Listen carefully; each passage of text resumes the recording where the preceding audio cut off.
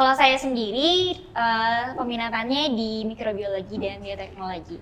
Alasannya kenapa tuh Mbak kok milih Itu dengarnya rumit banget, Mbak. Iya. Kenapa Mbak milih itu? Mungkin memang terdengar rumit ya. Jadi awalnya itu waktu semester awal itu saya mencoba beberapa mata kuliah. Zat pewarna azo ini diketahui dapat menyebabkan karsinogenik dan mutagenik.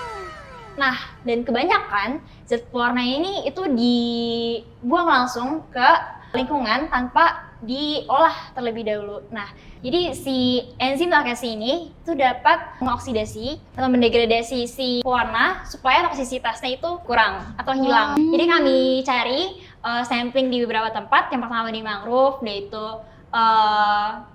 di air selokan, lalu juga ada sampling dengan kotoran sapi.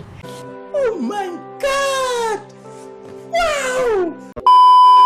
Ngambilnya di mana tuh Mbak kotoran sapi? Ini di kandang sapi.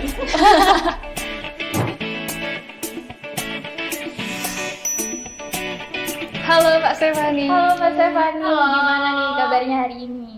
Ya baik banget hari ini, karena ini hari pertama saya di tahun ini balik lab lagi. Saya senang banget sih buat ada di sini lagi dan langsung podcast bareng kalian ya. Kenalin, nama saya Stefani Kristina Mahidi.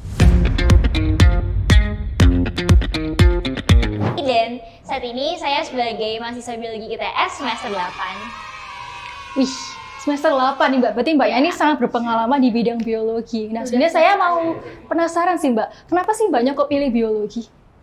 Kenapa saya pilih biologi ya? Yang pertama, karena waktu SMP itu saya memang udah punya ketertarikan dengan biologi. Saya mulai ikut KIR, terus waktu SMA juga saya lebih tertarik lagi dengan biologi. Khususnya kalau waktu SMA itu, saya tertarik sama biologi sel sama metabolisme. Itu waktu saya pelajari, itu buat saya senang untuk belajar lebih lanjut tentang hal itu. Oleh sebab itu waktu milih jurusan mau kuliah di mana, itu saya pilih biologi ITS. Seperti Oh, itu. berarti udah punya passion biologi nih Iya, ya Mbak ya, betul. dari SMA. Nah, mungkin kalau misalnya Mbaknya kenapa nih milih biologi ITS nih? Kan banyak tuh biologi di universitas lain, tapi kenapa kok harus ITS?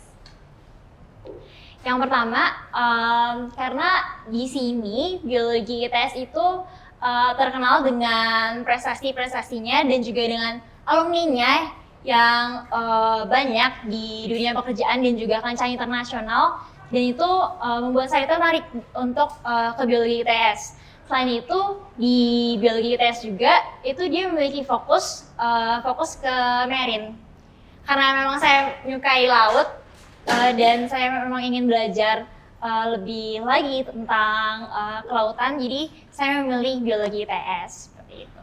Widih, keren banget nih Mbak. Oke, nah Mbaknya kan lebih tertarik ke marine ya, tapi marine itu kan lumayan beragam ya Mbak. Jadi saya sebenarnya pengen tanya sih Mbaknya tuh peminatannya apa sih Mbak spesifiknya di marine biologi itu? Mungkin yang bedain peminatan di biologi ITS sama biologi di universitas lain tuh apa sih Mbak? Bener Mungkin bisa banget. dijelasin. Kalau saya sendiri peminatannya di mikrobiologi dan bioteknologi. Alasannya kenapa tuh Mbak kok milih Itu dengarnya rumit banget Mbak. Iya. Kenapa Mbak milih itu? Mungkin memang terdengar rumit ya. Jadi awalnya itu waktu semester awal itu saya mencoba beberapa mata kuliah. Masing-masing lab itu saya coba. Dan mana yang saya paling minati itu ternyata mata kuliah mikrobiologi. Setelah saya lihat mata kuliah pilihannya juga, itu yang membuat saya tertarik. Seperti mikrobiologi pangan, industri, lalu ada fisiologi mikroba, seperti itu. Kalau dari kita sendiri tuh sebenarnya lebih condong ke mikrobiologi juga ya Oh kan? ya? Iya, iya. Mungkin Sama. dari Mbak Stefani bisa lebih dijelasin nih kehidupan di mikrobiologi itu kayak gimana? Mungkin dari dosen-dosennya atau mungkin dari Nge-labnya kegiatan-kegiatannya mungkin, di iya. mikrobiologi dan bioteknologi itu kayak gimana? Untuk mikrobiologi dan bioteknologi sendiri itu sebenarnya penelitiannya tuh banyak banget, kayak luas banget yang bisa diteliti karena berkembang terus kan setiap tahunnya. Yes, bener Nah, banget. jadi di biologi ITS ini setiap dosennya itu memiliki kelompok riset sendiri-sendiri. Jadi ada yang bagian jamur, terus ada mikrobiom, terus ada juga enzimologi, lalu biomaterial, seperti itu. Jadi memang ada banyak skopnya di mikrobiologi dan bioteknologi ini yang bisa dikembangin. Oke. Nah, kalau dari Mbaknya sendiri nih, Mbaknya tuh skop mikrobiologi di bidang apa, Mbak? Sama mungkin juga bisa cerita tentang TA-nya juga, Mbak. Mbaknya kan juga sudah semester akhir nih, gitu. Ya, baik. Jadi saya sekarang bekerja di enzim. Mengapa saya milih enzim? Jadi karena enzim ini memiliki kemampuan dia protein kecil, bisa dari bakteri, bisa dari jamur, ataupun dari tumbuhan, tapi itu bisa jadi potensi yang tinggi untuk membantu kehidupan manusia. Ya. Itu yang membuat saya tertarik untuk mempelajari enzim lebih lanjut. Oleh sebab itu, saya waktu itu sempat meneliti juga tentang enzim dari mikroba laut. Mikroba lautnya ini digunakan untuk menghasilkan enzim amilase dan glukoamilase. Nah, enzimnya ini digunakan untuk hidrolisis pati dari pati sagu untuk menjadi gula cair. Itu salah satunya sih yang pernah saya pelajari. Tapi untuk tugas akhir saya sendiri itu sedikit berbeda dari enzim yang itu. Kalau dari topik TA-nya Mbak Stevi sendiri, pengaplikasiannya untuk apa nih? Kalau dari tugas akhir saya sendiri, itu lebih ke enzim lakase. Enzim lakase ini adalah enzim yang bisa mengoksidasi. Contohnya mengoksidasi fenol, lalu mengoksidasi zat-zat berbahaya.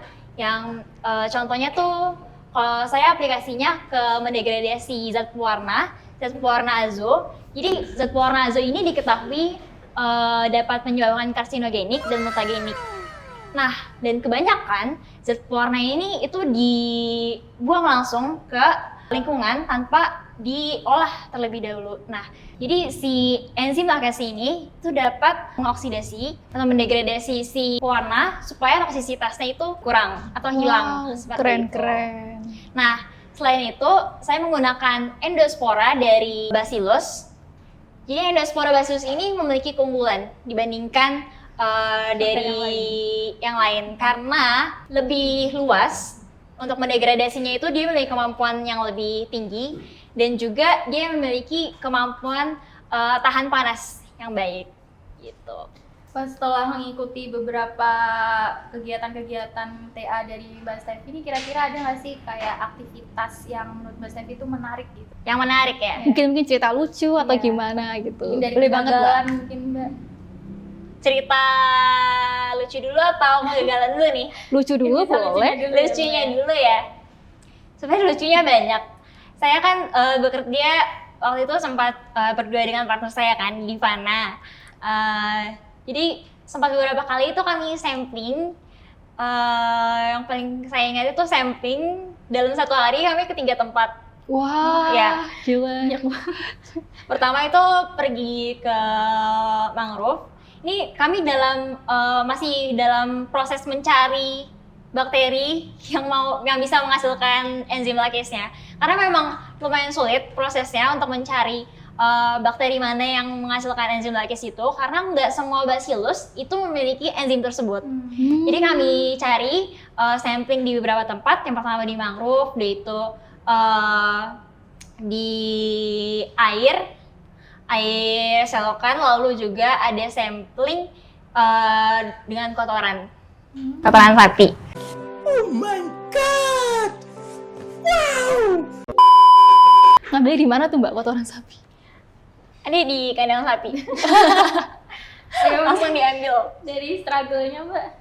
Struggle-nya ya, kalau struggle-nya sendiri itu sebenarnya dalam mencari metode sama mencari bakteri mana yang memiliki enzimnya itu. Untuk kegagalan yang saya alami itu udah lumayan banyak di tahun lalu kemarin. Itu kalau saya hitung ada 7 kali saya mengulang proses yang benar-benar kayak dari awal, ubah metode segala macam. Dari awal berarti Mbak ya? Wah. Iya, ada 7 kali saya gagal. Tapi dari setiap kegagalan yang saya alami itu, saya langsung mikir kayak apa yang harus dilakuin, step apa yang harus saya lakuin setelah ini gitu. Jadi saya nggak lama-lama mikirin kayak sedihnya atau kayak bertanya-tanya kayak atau nyalain diri sendiri gitu. Saya nggak berlama-lama kayak gitu, tapi saya mikirin apa yang bisa saya lakuin, apa yang harus diubah supaya ada perubahan di step selanjutnya gitu, di proses selanjutnya. Jadi Mbaknya ini menghadapinya itu dengan cara menjadikan itu jadi pembelajaran seperti itu Mbak ya? Iya. Wah keren banget sih Mbak. Keren banget nih Mbak Stefi. Nah mungkin kan Mbak Stefi udah mulai ini ya, mau selesai nih TA-nya. Dan mungkin Mbak Stefi udah punya pemikiran ntar bakal kemana kan pasca kampus. Nah Mbak Stefi sendiri gimana nih rencana pasca kampusnya? Kalau saya sih pasca kampusnya saya berencana terjun ke industri makanan dan minuman. FMCG. Atau misalnya nanti ada rencana untuk S2 juga pastinya ke bioteknologi industri. Wah, keren banget nih Mbak Stefi. Semoga dilancarin ya Mbak Amin. rencana-rencana. Amin. Terima kasih. Kalian juga semoga lancar ya. Ya amin Mbak, makasih. Oke, mungkin dari Mbak Stefi ada pesan nih buat teman-teman yang mau menghadapi tugas akhir juga ataupun juga adik-adik tingkat yang sekarang lagi berusaha buat masuk ke biologi ITS, yang udah dengerin keunggulan dari biologi ITS tadi, mungkin bisa disampaikan Mbak Stefi pesan-pesan.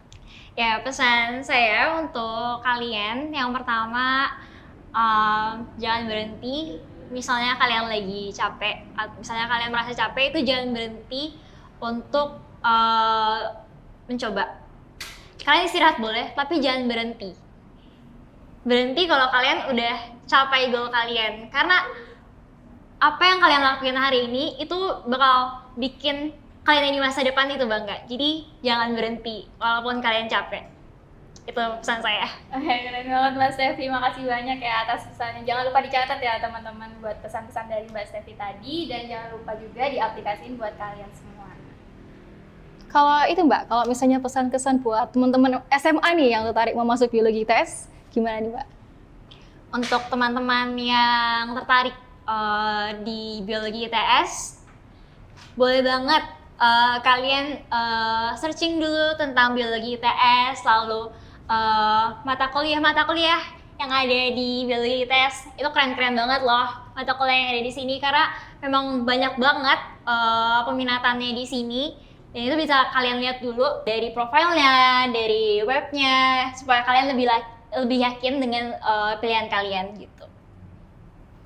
Oke, jangan lupa digarisbawahi ya teman-teman buat adik-adik SMA yang mau masuk ke biologi ITS dan punya keinginan nih buat gabung bareng kita di biologi ITS. Kita tunggu nih teman-teman buat kalian gabung di sini. Oke, mungkin dari aku sama Lady mau ucapin terima kasih banyak ya Mbak Terima kasih atas banyak, Mbak. ketersediaannya buat hadir ke podcast kita dan juga udah mau sharing-sharing nih bareng kita dan juga teman-teman di rumah. Sama-sama, terima kasih juga untuk kesempatannya udah mengundang saya di podcast kalian. Terima kasih. Terima Oke, kasih banyak terima kasih banyak, Stefi. Mbak. Itu aja teman-teman dari episode kali ini. Nah, kalau kalian masih punya banyak pertanyaan nih, bisa banget untuk komentar di video bawah ini. Jangan lupa juga buat teman-teman di rumah, buat yang penasaran nih kita mau bahas apa di episode-episode selanjutnya, jangan lupa pantengin terus Instagram kita, LinkedIn, dan juga Twitter kita di lab@labintogo.its. Jangan lupa untuk subscribe juga ya teman-teman. Oke, see you next time. Goodbye.